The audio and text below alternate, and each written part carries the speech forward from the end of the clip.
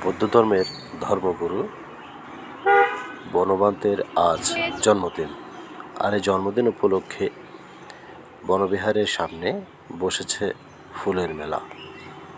এটি শুধু ফুলের মেলা নয়, এটি ভালোবাসা সিক্ত করার একটি অংশ। বনবান্তকে মানুষ কী পরিমাণ শ্রদ্ধা করে সেটা জানার জন্যই শুধু আপনাকে মেলাটা দেখতে হবে। প্রতি বছর 8ই জানুয়ারি।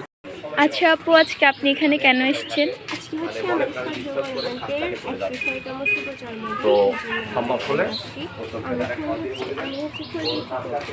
তো এখানে বিভিন্ন জিনিসের পাওয়া যাচ্ছে। এগুলো আমি 20 টাকা করে পার পিস আচ্ছা, থ্যাংক ইউ। এখানে ফুলের পাশাপাশি বিভিন্ন ধরনের পণ্য নিয়ে আসেন বিক্রেতারা।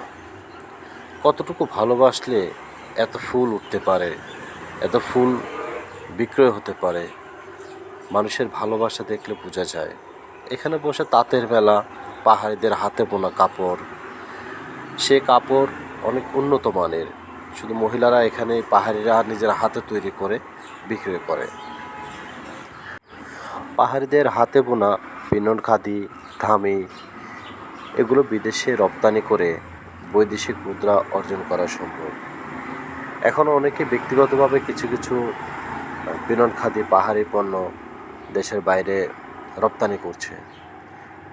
সরকারিভাবে উদ্যোগ নিলে এই ব্যবসার আরও প্রসার ঘটবে।